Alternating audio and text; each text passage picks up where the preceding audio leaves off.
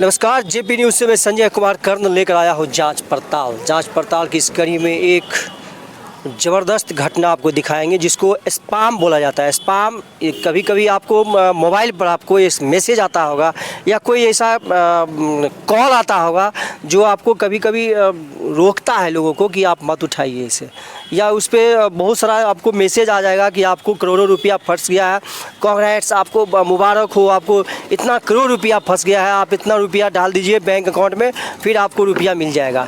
और इस प्रकार का स्पैम जब होता है, इस प्रकार का धोखाधड़ी जब होता है तो लोगों पर क्या बीतता है, उसी कड़ी को आगे बढ़ाते हुए आप देखिए एक युवक है साथ में और उसके हाथ में देखिए ये डॉक्यूमेंट्स जीएसटी का डॉक्यूमेंट्स है और 2025 का है और गाजीपुर थाना करंडा यूपी का ये घटना है। वहाँ से इसको एक नोटिस आता है भारतीय न्याय संहिता के अनुसार और इसका जो है दिनांक 12/7/2025 8:20 पर इसको जो है सो इसके नाम पर एफआईआर दर्ज होता है 0135 एफआईआर और धारा 173B एनएसएस के तहत प्रथम सूचना रिपोर्ट जिसको फर्स्ट इंफॉर्मेशन रिपोर्ट बोलते हैं और यह सेक्शन 173B एनएसएस के तहत।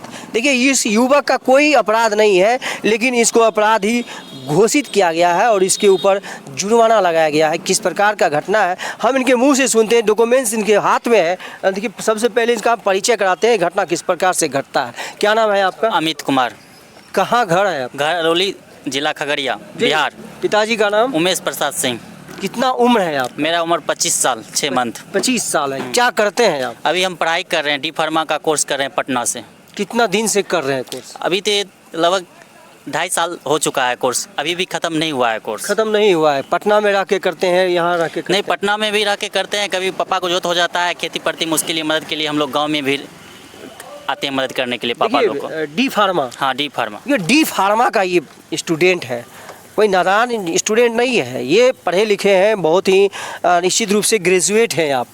और ये डी फार्मा का जब हो जाएगा 4 वर्षीय कोर्स है? नहीं, 2 वर्षीय। 2 वर्षीय, राइट, 2 वर्षीय कोर्स है और ये 2 वर्षीय कोर्स डी फार्मा का कर रहे हैं। लेकिन इनके साथ एक घटना घटता है। कैसे होता है? सबसे पहले ये हाथ में कागज़ है, ये कागज़ किस चीज़ का ये बताना। ये एफआईआर नोटिस करंडा थाना से मुझे प्राप्त हुआ 24 तारीख को। मुझे यहाँ प्राप्त हुआ, यहाँ का जो थाना अरौली थाना अध्यक्ष महोदय का सूचना प्राप्त हुआ। मेरे घर में अमित कुमार कौन है, उसका पिताजी, मतलब दो कोई आदमी उनके घर से थाना पे आवे। उसके बाद मेरा भैया, एक बड़े भैया गए थे थाना पे बताया गया कि आपका छोटा भाई कौन सा बिजनेस करता है। तो भैया का कहना था कि कोई बिजनेस नहीं करता है, मेरा छोटा भाई एक अभी पढ़ाई करता है। उसी दरम्यान में बोला गया कि ठीक है, आपका कोई तांबा और कांसा का बिजनेस चला है जिसका जीएसटी का नोटिस आपके ऊपर 1,22,36,200 का आया है।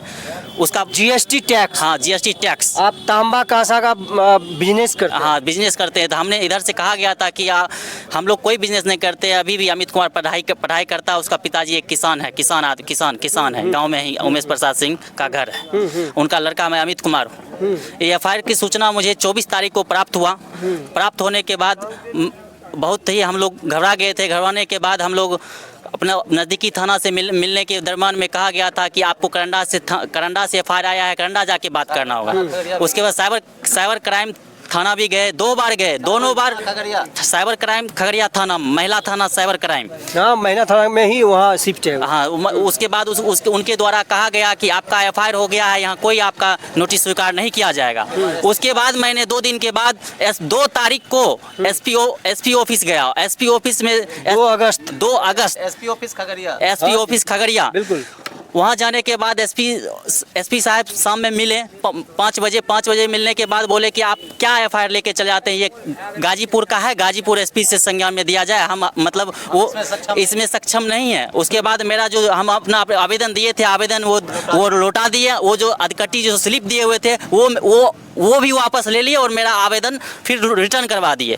उसके बाद मेरा ये कहना है कि मतलब हम न्याय चाहते हैं। अगर हम गलत किए हैं तो हमको जो सजा दीजिए मंजूर है, अगर अपराधी नहीं है तो मुझे न्याय चाहिए।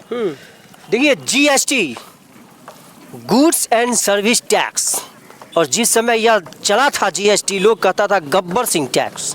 ये निश्चित रूप से गब्बर सिंह टैक्स इनके ऊपर साबित हो रहा है। जिस प्रकार से शोले में गब्बर सिंह टैक्स वसूलता था गांव में जा करके, अपने लफंगों को भेज कर, अपने बॉस लोगों को, अपने चट्टे बट्टे को भेज करके, तो इसी प्रकार से ये सरकार कहाँ सोई हुई है। जीएसटी इनके ऊपर भेजा जा रहा है, जबकि यह युवक कोई बिजनेस नहीं करता है, केवल पढ़ाई। फार्मा का स्टूडेंट अमित कुमार, कोई कंपनी नहीं चला। लेकिन देखिए इस मामला में कहीं ना कहीं आपसे गलती हुई होगी, तब यह मामला आप पे आया है।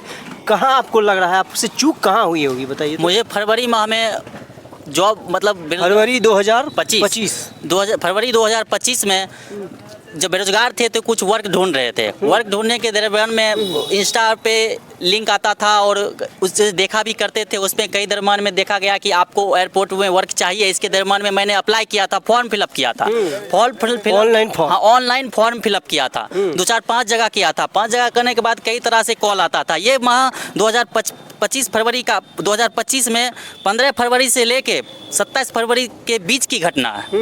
उसके दरमियान में बहुत सारा 2-4-10 नंबर से कॉल आता था। कॉल आने के दरमियान में कहा जाता था कि आप फॉर्म फिलअप किए हुए हैं, आपको इसके लिए आपको आवेदन स्वीकार किया गया है, आप एक जॉब के लिए इच्छुक हैं। हमने कहा था हाँ। उसके बाद उससे बोला गया क्या आपका job location Delhi airport, Kolkata airport, Lucknow airport, Mumbai airport, यही सब आपका जॉब लोकेशन है। इसके लिए हम उससे पूछे कि मेरा कोई रजिस्ट्रेशन का फ़ी भी लगेगा। उसने बोला था कि नहीं, आपका कोई रजिस्ट्रेशन का फ़ी नहीं लगेगा। उसके जो हम दोनों के बीच जो बात हुई, एक मेरे वीडियो वॉइस रिकॉर्डिंग भी है मेरे पास। और जो जिस नंबर से बात हुई वो 8-10 नंबर है मेरे पास। वही 8-10 नंबर में कोई एक मुझसे जालसाजी कर करके जीएसटी बना करके कोई बिजनेस किया और मेरे जीएसटी मेरे नाम पर एफआईआर करंडा थाना में लल्लू सोनकार करंडा थाना में सूचक जो एफआईआर दर्ज करवा करके मुझे मानसिक रूप से प्रताड़ित कर और शारीरिक और मानसिक रूप से प्रताड़ित करने के किया जा रहा है। जो कि आज तक न कभी बिजनेस के बारे में जाने हैं, ना जीएसटी कभी अप्लाई किए हैं, ना और भी कुछ किए हैं। बिजनेस के बारे में मुझे कोई नॉलेज नहीं है। मुझे एक जालसाज की तरह फंसाया जा रहा है। इसके लिए मुझे न्याय चाहिए। देखिए ये युवक न्याय की गुहार लगा रही है। सरकार का ध्यान इस पे आना चाहिए।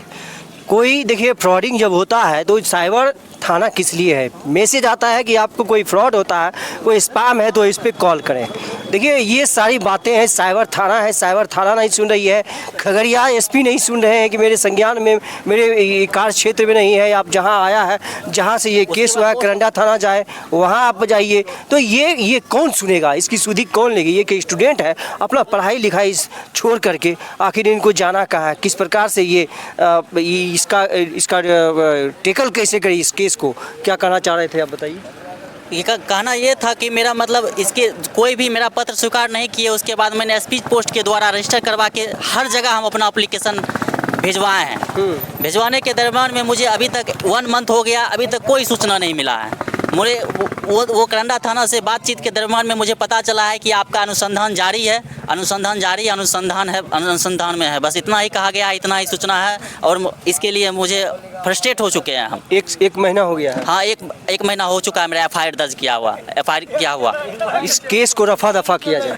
अगर आरोपित हैं तो मुझे सजा मिले, अगर निर्दोष है तो मुझे निर्दोष साबित किया जाए। साबित किया जाए। इसी निर्दोष जब तक साबित नहीं हो जाते हैं तब तक आप फ्रस्ट्रेट हैं। तब तक हम इसके संज्ञान में यह है कि मानसिक रूप से प्रेशर में मेरे माता पिताजी को कभी भी इस स्थिति में अकस्मात आ सकता है।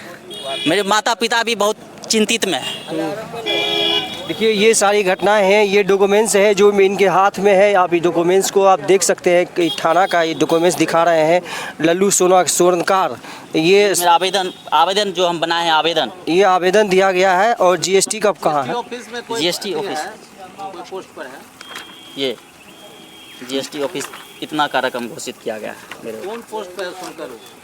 देखिए ये जीएसटी का आप देख सकते हैं कि अमाउंट दिखाया गया है। आप इसको जूम करके देख सकते हैं और आप जब भी मौका मिलेगा तो इसको आप पढ़िए, इसको देखिए और देखिए ये इस प्रकार की घटना दोबारा नहीं हो, इसलिए भी हम लोग दिखा रहे हैं। लेकिन सबसे पहले इस अमित जी को इसकी जो है सच्चाई जान न्याय दिलाने के लिए हम दिखा रहे हैं। और जितने भी और भी लोग जो देख रहे हैं इस वीडियो को देख रहे हैं, जितने भी हमारे व्यूअर्स हैं, जितने भी फॉलोअर्स हैं, इसको ज़्यादा से ज़्यादा आप इसको शेयर करें, इस पर कमेंट करें कि आखिर इसके पीछे कौन है, जीएसटी कौन है, जीएसटी की मांगने वाले कौन है, इस पे जी गब्बर सिंह टैक्स या कहीं यह भी फ्रॉड तो नहीं है। कितना जीएसटी आप पे आ रहा है, आप भी जीएसटी भरें।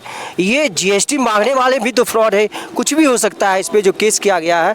तो इस अमित जी को निश्चित रूप से न्याय मिलना चाहिए। जब तक न्याय नहीं मिल जाता, जब तक इस 1 महीना से ये फ्रस्ट्रेटेड है, प्रेशर में है, इसको निर्दोष साबित किया जाए। फरवरी माह में मुझसे जॉब के कारण मुझे Aadhaar card, PAN card, photo, signature और मैट्रिक इंटर का मार्कशीट उसके मेरे द्वारा भेजा गया था। वही लोग जालसाजी करके मुझे बुरी तरह मतलब फंसाया है। चलिए, बहुत बहुत धन्यवाद।